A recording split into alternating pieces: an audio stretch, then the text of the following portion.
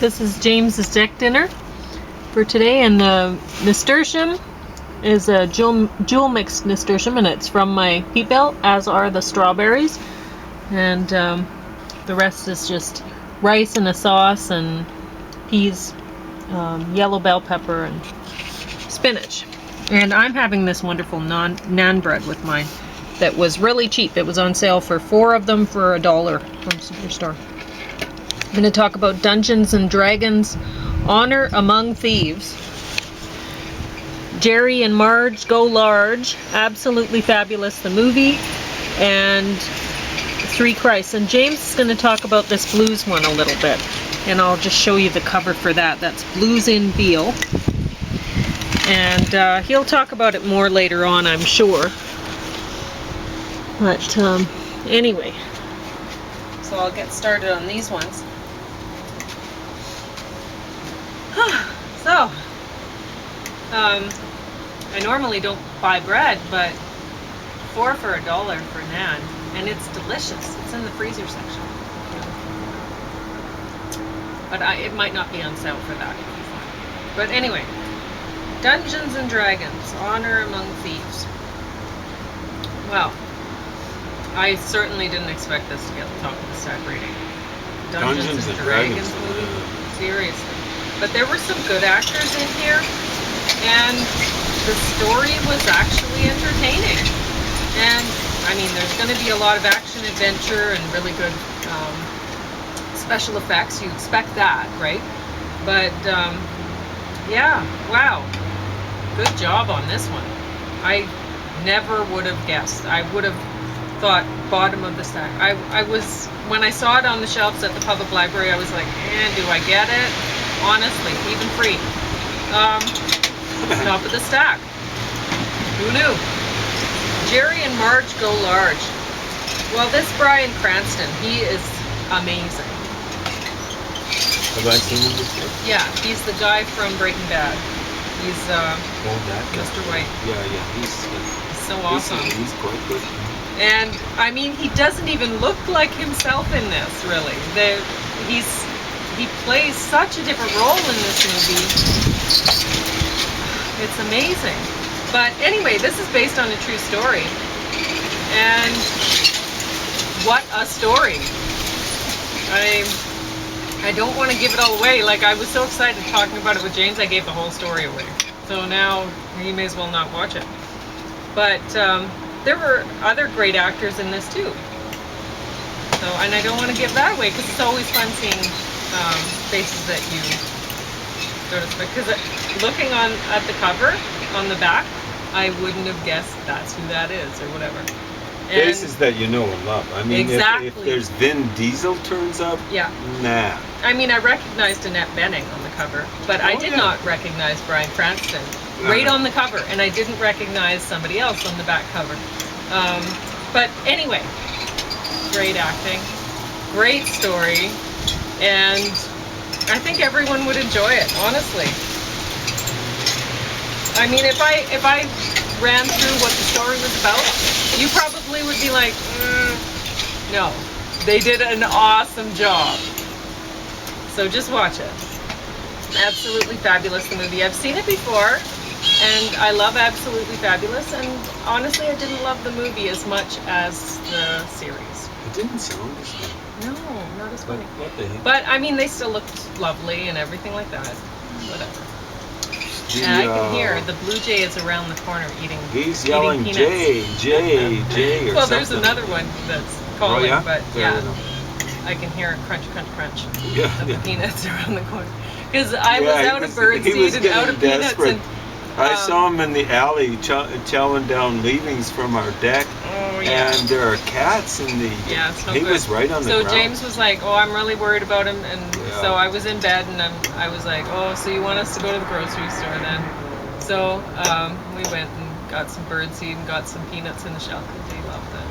Yeah. So that'll keep him alive for a while. Yeah. Anyway, Three Christs. This is another based on a true story. And there's a lot of actors you'll recognize in this movie, and they did a great job. And I don't know if they really had a whole lot of story to work with, but the acting was there. So it didn't get the top of the stack. It got the bottom for me, really, because Blues in Beale or whatever. What's that called? Blues on Beale? Blues on Beale. It's I haven't really made my decision about it yet. I don't know if it's a bottom or it's not a top, but they did a good job. We got 35 minutes in or 45 minutes. Yeah. So I haven't made a final decision. James will make a final decision. He'll talk a little bit about Blues then. Yeah, whatever. Because I've kind of made a final decision about it. So go right ahead, and I'll just sit here and listen to you talk about Blues. Yeah, I can remember picking berries in 1969, raspberry. I was listening to, I think it was... His family used to go pick berries in the summer.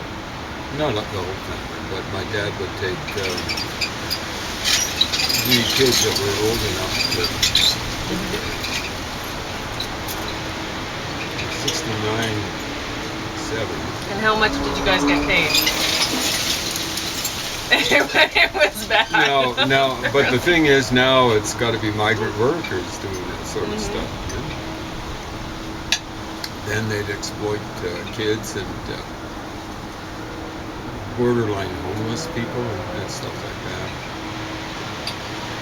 I don't know how they got away with exploiting borderline homeless people, but there you go. It was well known. And 69, I was listening to the radio there. Because we didn't have radios. Well, up until that point in time. I had enough money, I bought enough money in 1969 to buy a little transistor of this size. And I can remember after that, it would have been August or something like that, at my grandparents' place, my aunt's place. I had it in bed with me, and my aunt caught me listening to it. She said, "You're not listening to the radio." I said, no, because I was 14. Somehow or another, I thought that wasn't grown up or something like that. But what I was listening to was the Rolling Stones, Honky Tonk Woman. And what I was really listening to was Ry Cooder, who remade that song. The Rolling Stones never sounded that funky before, and never again. And because of Ry Cooder, he was scheduled to play, it wasn't slide guitar, but guitar on the session. He turns up to the session. I don't know if it was exactly 69 with the session, but he turns up. That would have been the sessions for the Let It Bleed album. That version didn't make it to they put out something called Country Home, which was probably the stuff that something like what Ry Cooder was working on. He turns up. None of the Rolling Stones turned up for the session. That's what drugs will do for you, folks. Real advertisement for drugs. So he's got these running through the tapes that they were supposed to be working on. And he just redoes the whole song. Because I suspect it was like one of their fake country and western songs that they do. They started doing that on the previous album, their previous album, Beggar's Banquet, where they did this 3/4 time song called Dear Doctor. You know, it's about this guy who's being forced to get married, and help me, please, doctor, I'm damaged. There's a pain where there once was my heart. I'm almost as bad as Mick Jagger. Well, I probably was, but at any rate, with a fake country accent. And then it's on Let It Bleed is sitting in a bar, tippling the jar in Jackson. You know, about that, it's even faster. You know, and Guy Cooder slowed it down. How influential was he on Keith Richard? I don't know if he even played on that song, but he came the final version of it, the single. But he was influential with Keith Richards. And what Ry Cooder would do, because he could be playing slide guitar, so he'd have what's called an open tuning. So you can just, you'll be moving your slide wherever it is. I think they usually put it on the open tuning. And you just move it across, and you're not having to do the finger. The slide does the equivalent of the finger. But you got to make sure that the strings, you can mute strings and stuff like that, but you want to make sure the strings are chords. So you'll come up with it. The Ry Cooder kind of simplified the way you play. Maybe all the time, I don't know. You just take the top, the thickest string, the top string off. You play with 5 strings. And apparently that's what Keith Richards has been doing ever since. So that's since 69. I don't know when the sessions were. The album Let It Bleed was released in time for the tour, I gather, in late 69. The tour of the United States, and the song, not Country Rock, but Honky Tonk Women was released sometime in the summer, in July, maybe 69. So who knows when the sessions were? Could have been late 68. So poor Keith Richards has been going with that same tuning. Hopefully he has other tunings and some others. That's his basic tuning. I don't know how long has that been? It's over 50 years. And it kind of shows you how conservative basically Keith Richards was. Rock, Rolling Stones. Sound has been. It's kind of Keith Richards ever since Brian Jones died. Well, died autistic. I think on the Beggar's Banquet album, Beggar's Banquet was released in 68. Even then, Brian Jones would be playing guitar, and they didn't even bother plugging him in, at least to the sound system. That's how much he deteriorated. Again, great advertisement for Woodstock kids. Yeah, don't try this at home or anywhere else. So, blues. Is that what we're going to talk about? You know, I kind of like the Rolling Stones to a large extent when they worked against type. So you listen to the first album, and it's kind of like amped up blues. And when I say amped, I mean, I suspect they were at least pretending to be on amphetamine. So they redid one of their songs that they did on their first album. And they did it the way it was, kind of like it was original. And it is boring. Spondy, accent on both syllables. When they did it, I don't know if they did it twice the time, 3 times the time. On that first album, I suspect it was put out in 1964. So here's, this shouldn't come as news to you.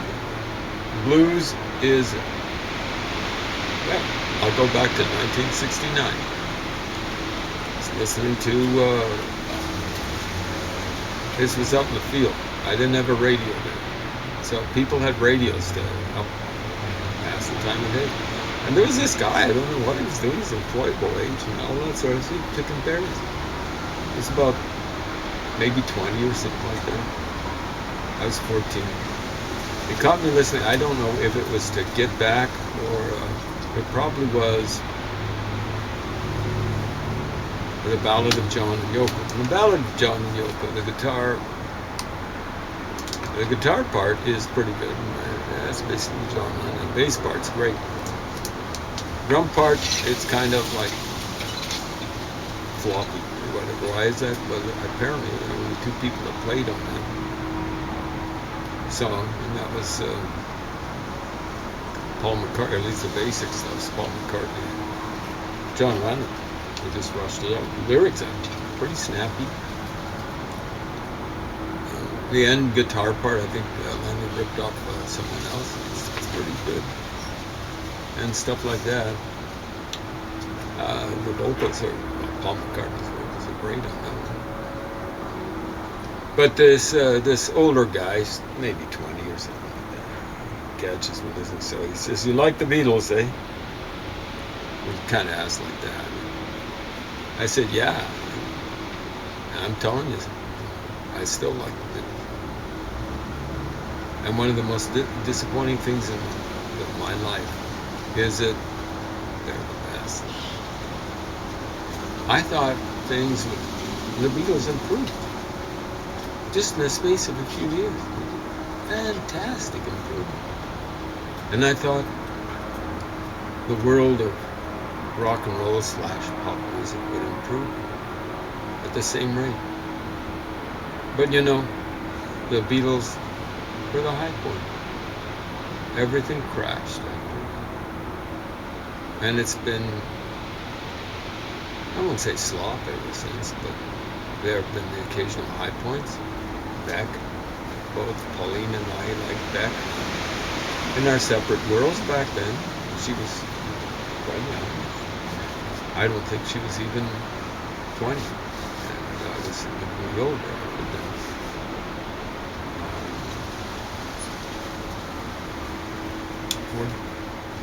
Beck, high point. But Beck was like a 2-hit wonder or something like that. His artistic equivalent, Bob Dylan, was in 1965. He might have had one of the top 2 hits in the world, like the Rolling Stone, along with Satisfaction by the Rolling Stone. My, how the times have changed. 65, 66. You look at the stuff that was making in the airwaves in 66. All sorts of crap. But there's all sorts of good stuff too. 94 or whatever, Back to Broke with I'm a Loser Baby. You listen to other stuff. It's, wow, okay. Grunge doesn't hold up. Sorry. You know, grunge is just kind of like a pile of garbage. It just kind of, you know, Nirvana. Listen to the lyrics. There's the occasion, you know, load up on guns. Hey, that's a great line. But how many other great lines are there in Smells Like Teen Spirit? Honestly, look at it. I mean, it's not really, really bad stuff or anything like that. It's just kind of... So it turns out that this 20-year-old guy, back in 1969, he'd be in his 70s now. He liked blues.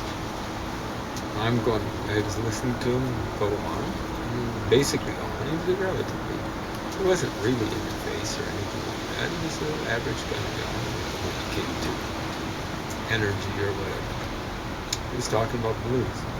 And I heard some of it, and it had just seemed 2 syllables, boring. And it doesn't matter if it's country blues, was country blues back then. I can remember a couple of years later, an album by Hot Tuna. I didn't know that they were kind of like the instrumentally interesting part of Jefferson Airplane. And they'd gotten tired of Jefferson Airplane being unreliable dopers. I gather that was it. And they went out on their own and they were doing, I guess what you could style as country blues, kind of like folk stuff. And oh my God, was it awful. Hot Tuna, I mean, I think the bass player, Hot Tuna, and with Jefferson, I think he played with someone like James Brown back in the day, white guy. James Brown would find people if they missed a beat. Drummer missed a beat, it's fine. Dude, it's fine too. Whatever. So that guy, I mean, you listen to Jefferson Airplane, and that bassist,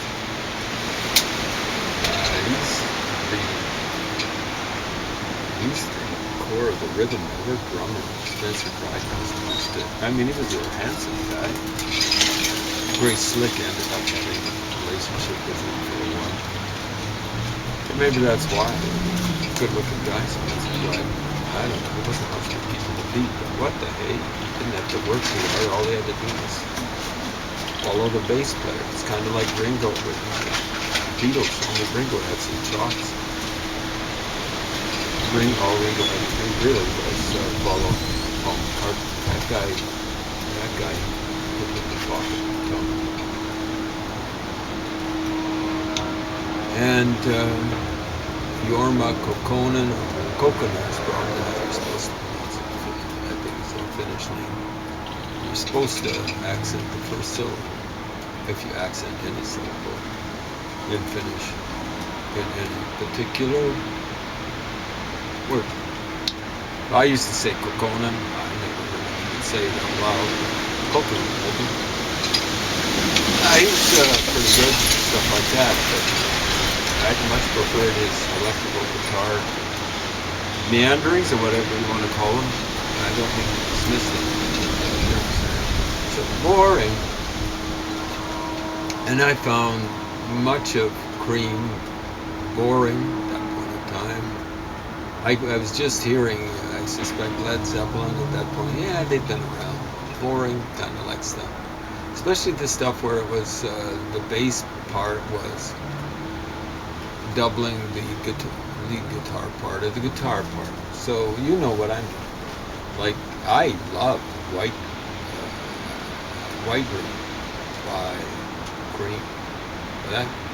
That shouldn't be newsflash. It's not blues. There's bluesy elements and stuff like that, but it's not blues. But you listen to something more bluesy, even though it's not blues, Sunshine of Your Love, double bass and guitar part. It's pretty boring. I wish they'd come up, they'd give you one verse, two verse, and then the third verse is a repetition. I think it's the first verse down all over again. Boring. You know, if they give me a little more lyric, I would have been less boring. The better blues stuff, it's got a half-decent lyric. But you listen. I mean, really give a listen. When you're not prejudiced, give a listen to, what is it? Muddy Waters doing I'm a Man or something like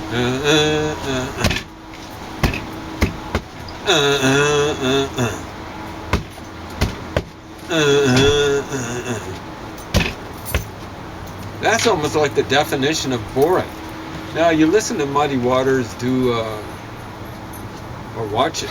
Listen and watch him sing that thing on The Last Waltz, the band's farewell concert. And he does a kind of an electrifying job of singing, you know. He really knows how to move, but man, oh man, that was, I think, written by Willie Dixon, a bass player at the Chess Studios in Chicago. And even, I've seen an interview with Muddy Waters, you know, and I must have played a demo for him or something. And he's going, he says, wow, you know, like, we can't get away with that.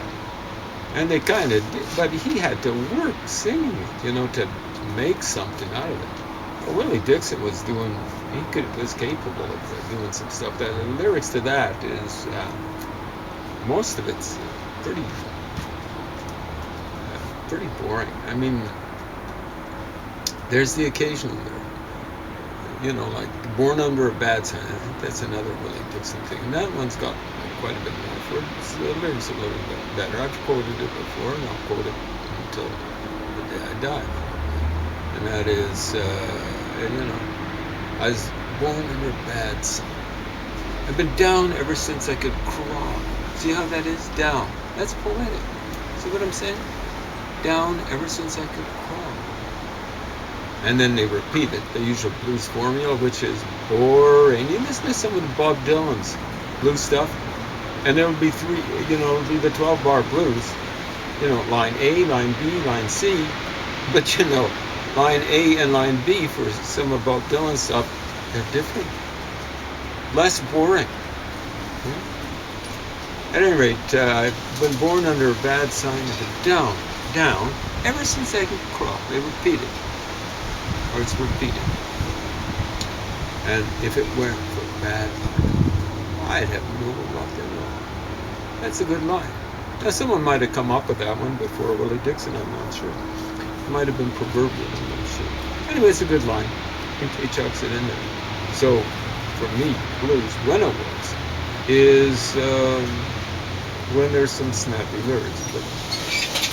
And preferably, yeah, I love Crossroads, done by the Queen. That's an old Robert Johnson tune. But it's amped up.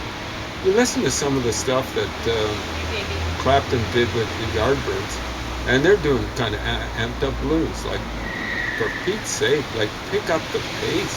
A lot of blues reminds me of, there's this one woman. She was, I don't know, what was about the first play I was ever cast in. I was cast in, I didn't have the audition. I was cast opposite her. And she had this idea she was going to be something like a